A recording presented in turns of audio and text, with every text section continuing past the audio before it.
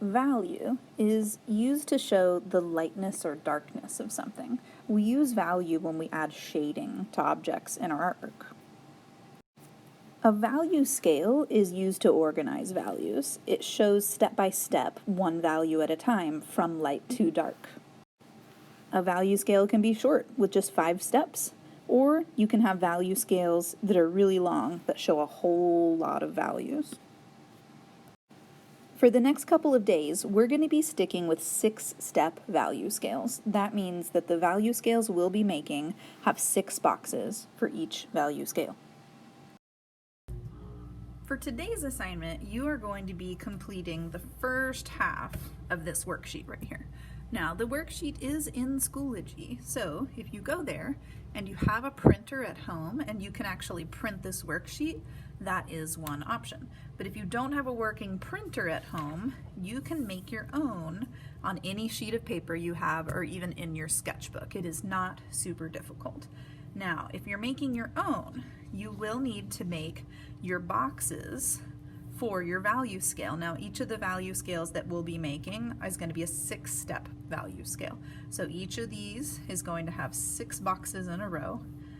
Today we're going to make the first 3 of them. And then tomorrow we're going to make the bottom 3. So I'm just going to make my own. That way my people at home who are making your own can see how to do that.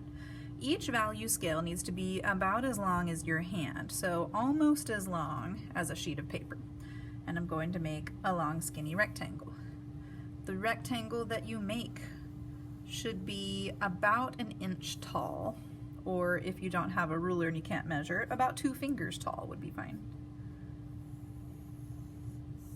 All right, there's my first rectangle. Now we need to divide it up into our 6 pieces. I start with the middle. That way it's really easy to tell right where the center is, and they're about equal. And now I put 2 lines on this side and 2 lines on the other side that will end up being 6 boxes. Now, there's our first one. The first value scale we'll be making is using cross-hatching, and that's what this example is right here on the worksheet. A cross-hatching is where you have lines that crisscross. Now, what this doesn't mean is that you are going to be drawing X's. This is going to take you way too long. We're going to start with just lines that are all going the same direction, and then we're going to turn ourselves to make the lines going the other direction. So, when I'm making cross-hatching, as my example, I will start with the lighter side and work my way to the darkest side. The lighter side is going to have lines, but they are far apart, not very close together. So that means I don't have very many lines. Now in my next box, I need it to be a little bit darker. So to make it look a little darker, we need more lines than the first one, and they need to be a little bit closer together. So more lines and closer together. Okay, so I'm at 5 one way, and then I ended up with 6 going the other way. So we're starting to do some cross-hatching. Next one needs to be 1 step darker. So I'm going to make more lines, and they're going to be a little bit closer together than my last one.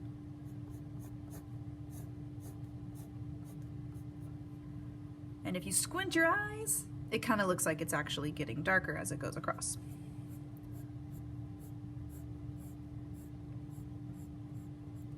More lines closer together as I make my way across. Now squint your eyes. That one looks quite a bit darker than the other one, right? So the little squares that are in between your lines are getting smaller and smaller and smaller. That's what you want. Now I'm on to step 5.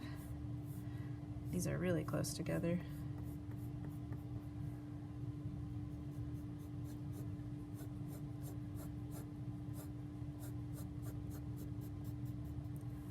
And my last one, super duper close together.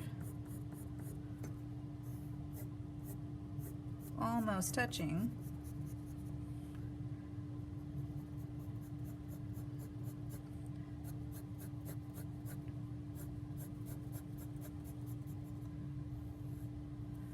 cross-hatching. That's our first example. The next example we're going to do is called hatching. Hatching is this, but only lines going one direction. So let's label this one cross-hatching.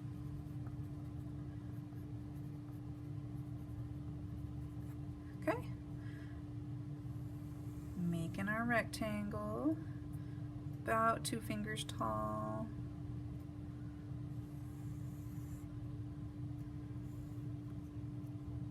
Draw my middle line first. It just helps me to make it a little bit more even when I put these other ones in.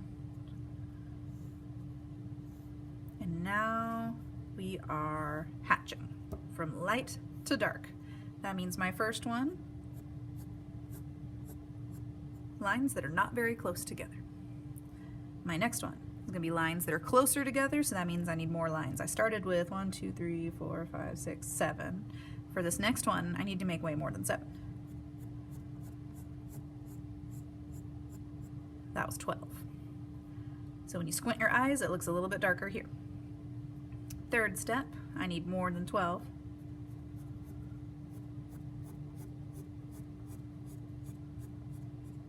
There we go, getting closer and closer together each time.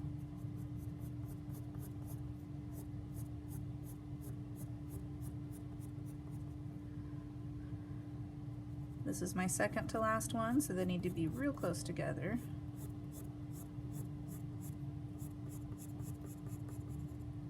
And my last one, super duper close together.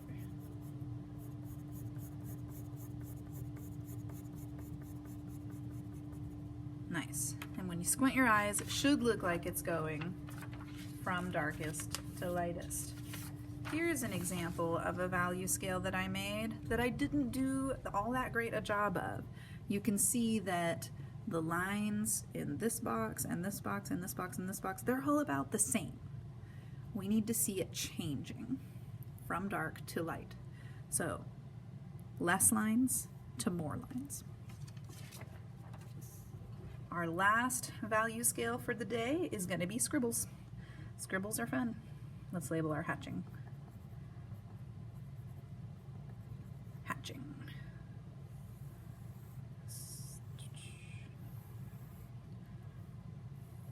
Here's our rectangle for the scribbles. Same rules apply, we're just not going to use straight lines anymore. Alright, so my lightest one, I'm going to put some scribbly lines, not very close together. My next box, scribbly lines, a little bit closer together this time. My next one, scribbly. I don't know if that's dark enough. I think I need to add some more scribble. And if you ever need to go back and add more, you can do that to make your darker values actually look darker.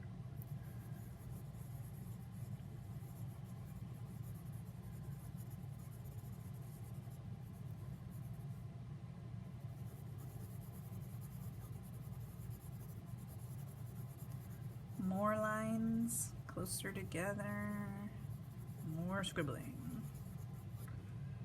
My last one's going to be the most scribbling.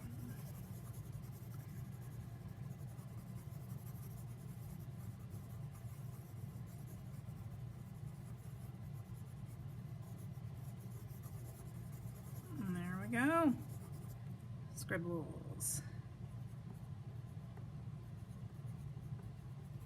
So by the end of the day today, you should have 3 value scales completed: a cross-hatching, a hatching, and a scribbling.